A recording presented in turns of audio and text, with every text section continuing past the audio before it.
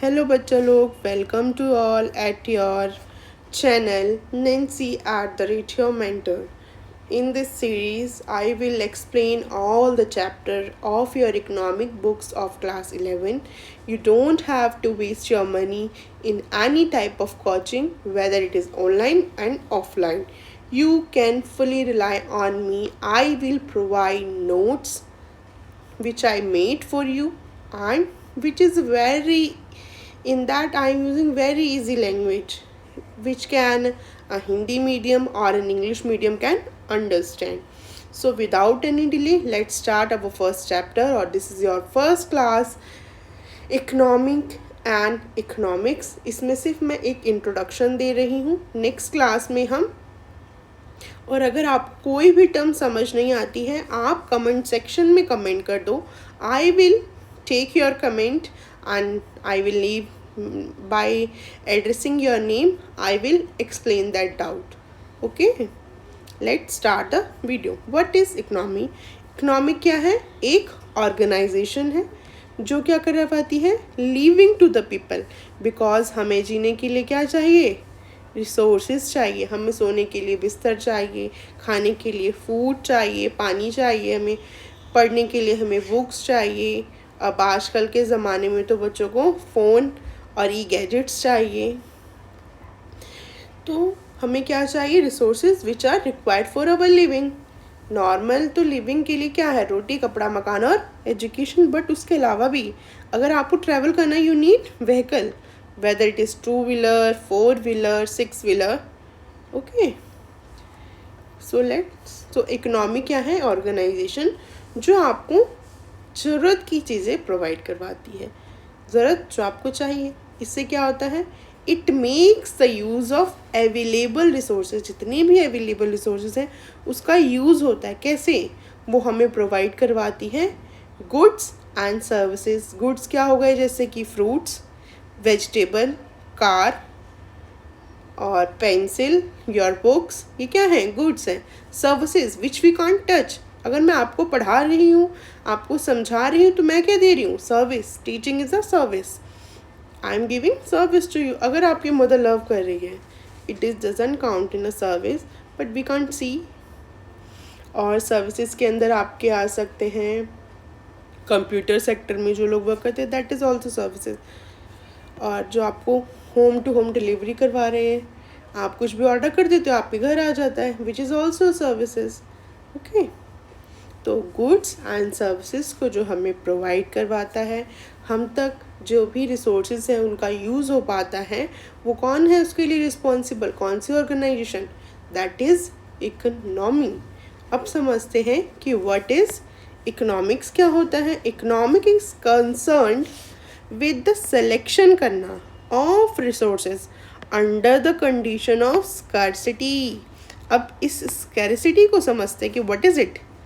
फिर हम economics की टर्म पे वापस आते हैं. Okay, scarcity means situation when supply of the commodity is less than the demand for a commodity.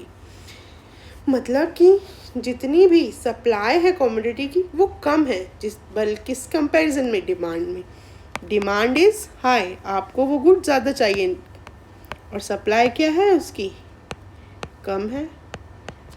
Okay, जैसे कि हम एग्ज़ाम्पल ले सकते हैं नाउडेज एलपीजी सिलेंडर.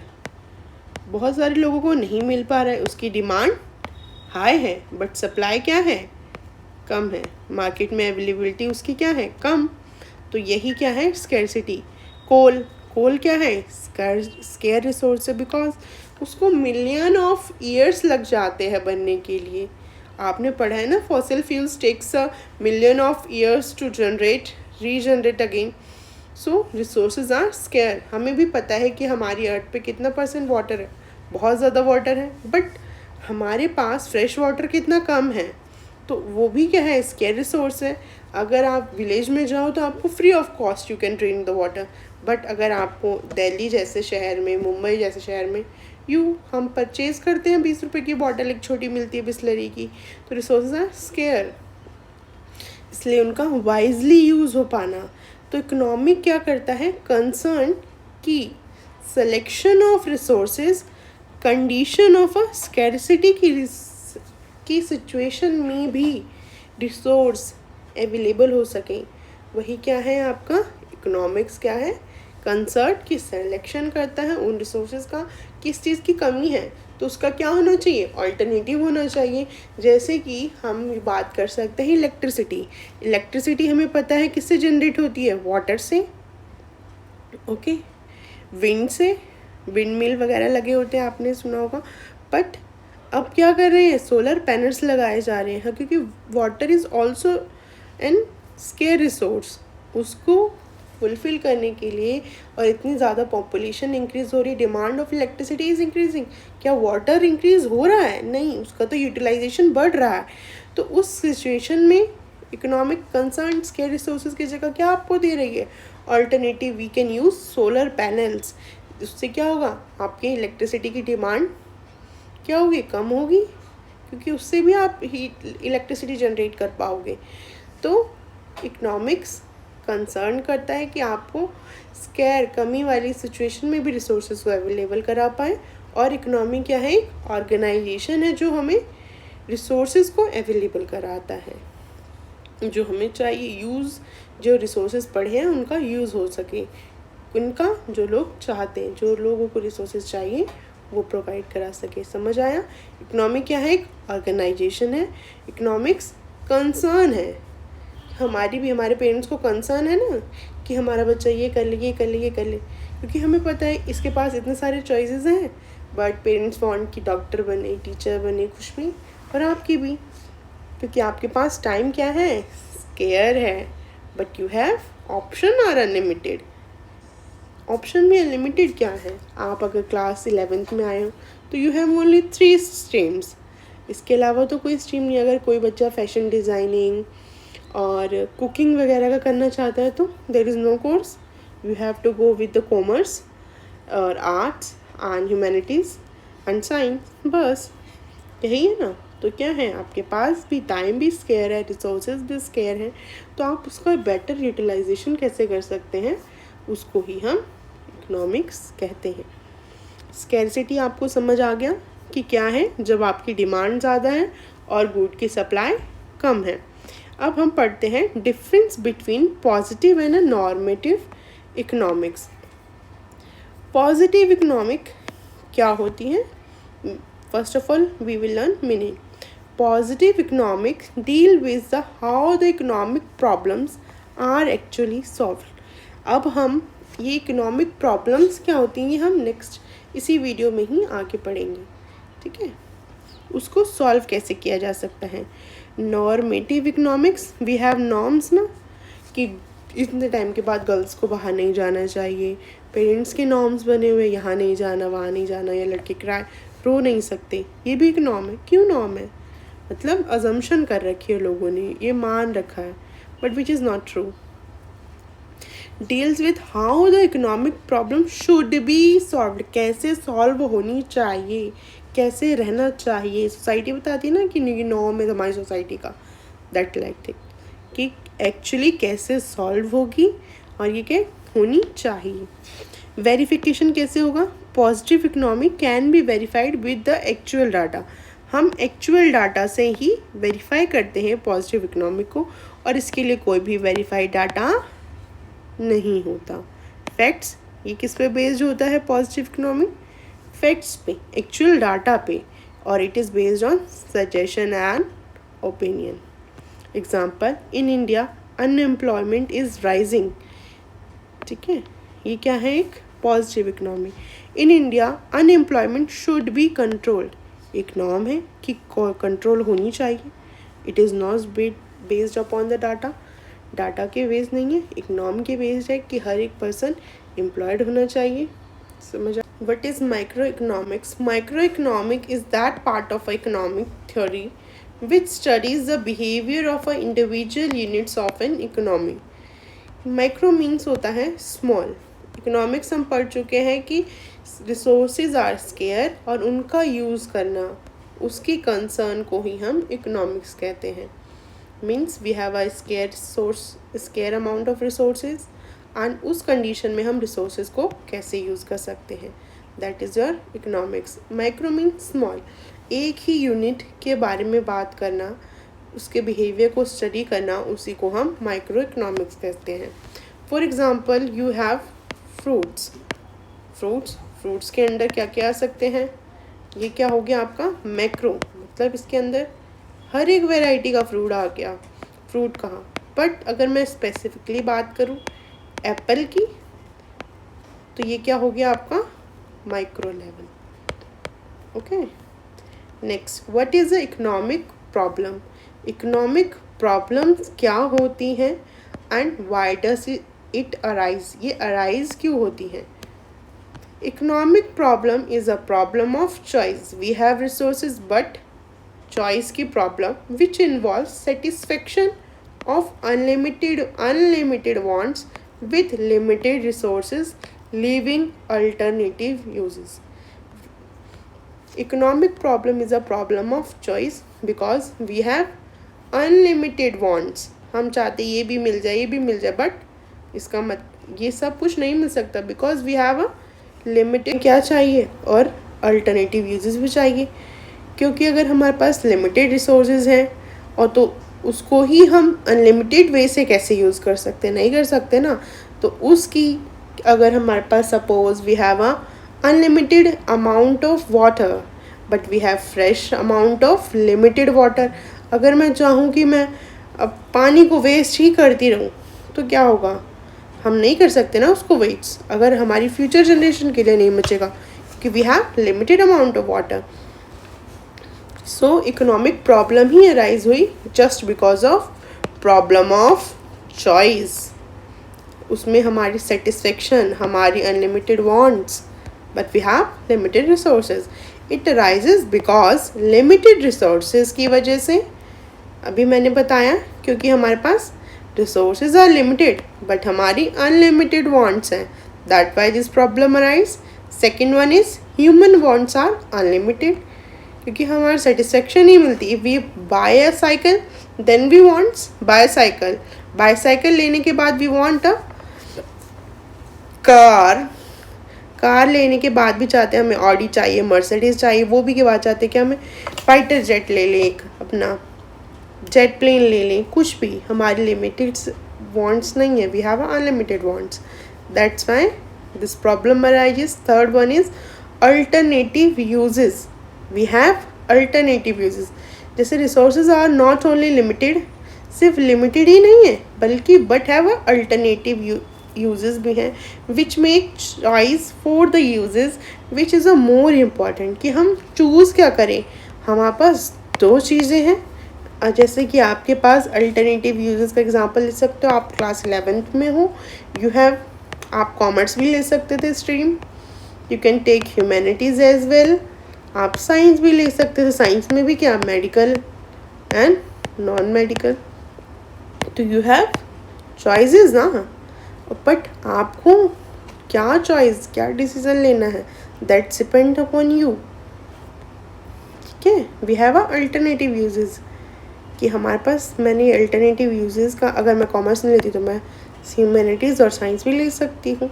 जैसे कि एग्जांपल है कि LPG cylinder is used not only for cooking के लिए ही एलपीजी सिलेंडर का यूज़ नहीं होता, it is use for the house hold purposes के लिए भी और कमर्शियल पर्पसेस के लिए भी यूज़ किया जाता है। फूड प्रोसेसिंग, मैन्युफैक्चरिंग में, टेक्सटाइल में, प्रिंटिंग में, कुकिंग में तो यूज़ होता ही है, water heating, space heating, room heaters में भी यूज़ होता है। Okay, I hope I am able to clear your doubt or this concept very well. Next is what are the components of microeconomics के क्या क्या components होते हैं। First one is theory of consumer behavior और theory of demand।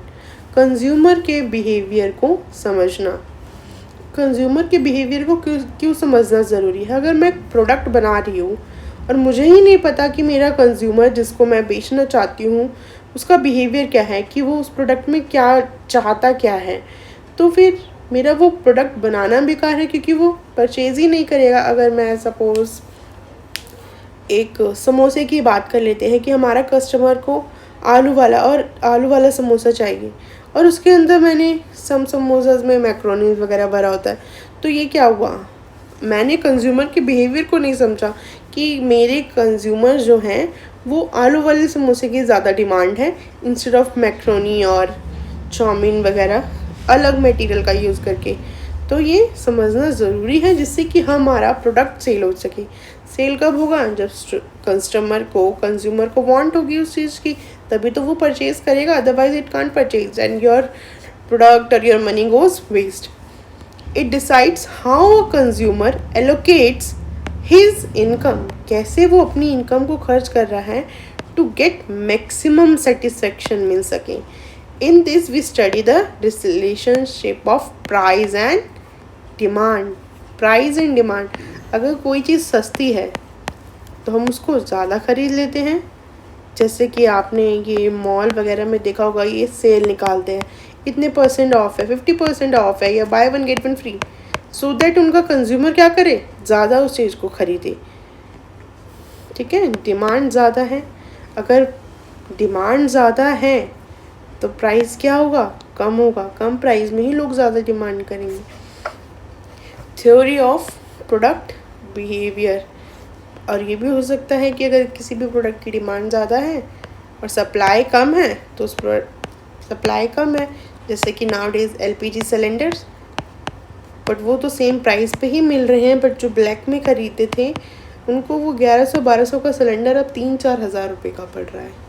I know this is a wrong but this happens. Theory of a product behaviour, it decides how producer decide what to produce, कि producer decide कैसे करेगा कि उसे produce क्या करना है, how much so that to get the maximum profit. अब जो भी प्रोड्यूसर है वो क्या चाहेगा कि I can make a product and I can earn a sufficient amount of for year, maximum profit मैं अर्न करूँ, यही चाहेगा ना। तो उससे पहले उसको कि कंज्यूमर का, प्रोड्यूसर का बिहेवियर, हाउ प्रोड्यूसर, कैसे प्रोड्यूसर डिसाइड करता है कि उसको क्या बनाना है और कैसे मैक्सिमम प्रॉफिट अर्न करना है। In this study the relationship of price and supply, first वाले में किसका रिलेशनशिप पढ़ते हैं हम, प्राइस एंड डिमांड का। प्रोड्यूसर के केस में हम किसका पढ़ते हैं, क्योंकि हम पता है कंज्यूमर ही तो डिमांड करेगा और प्रोड्यूसर क्या करेगा, सप्लाई करेगा, तो हम प्राइस एंड सप्लाई का रिलेशनशिप पढ़ते हैं।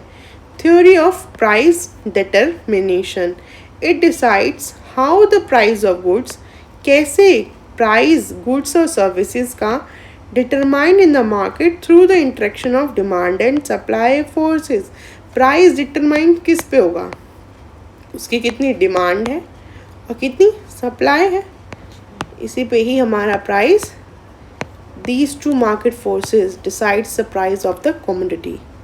Okay, now we are moving कि हमारी we have studied the economies organization और कितने टाइप्स की इकोनॉमी होती है हम वो पढ़ते हैं।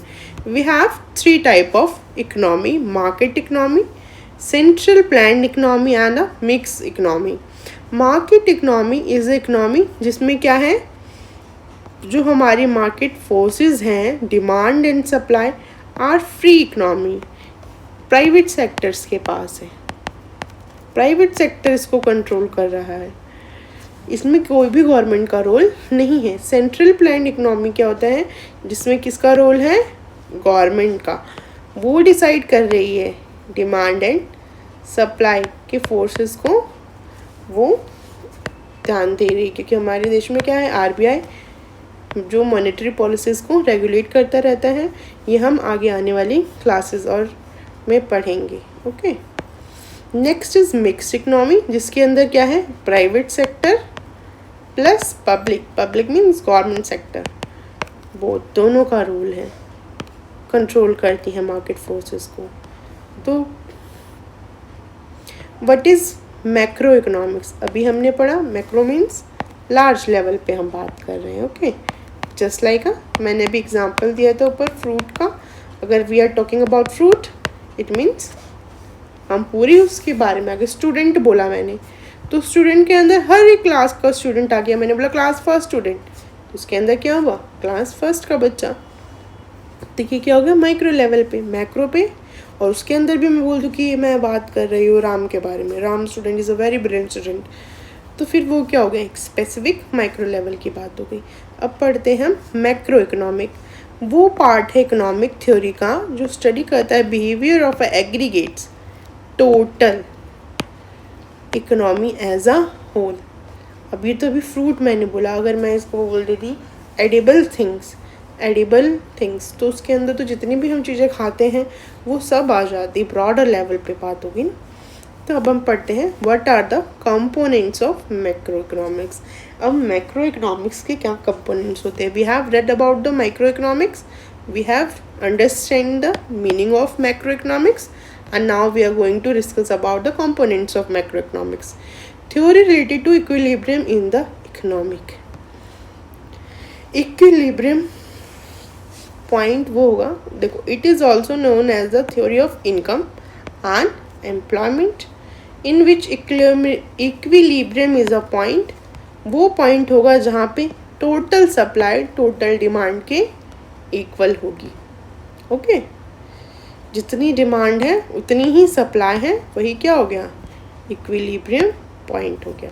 Theory related to the disequilibrium in the economy.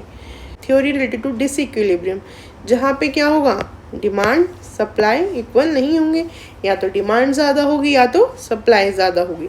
It examine the situation where the aggregate demand ज़्यादा है सप्लाई से और कम हो सकती है, उसको हम theory of inflation and deflation.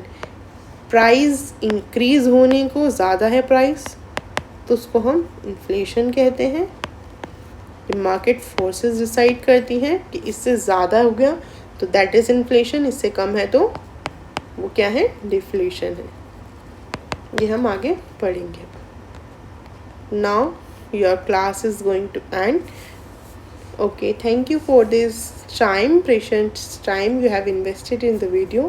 I hope you got to understand the topics. If you don't understand any of the topic, you can comment down. I will explain in the next video. Stay tuned. Best of luck and अच्छे से मन लगा के सब पढ़ाई करो। Thank you. मिलते हैं next video में with the next chapter. Be ready.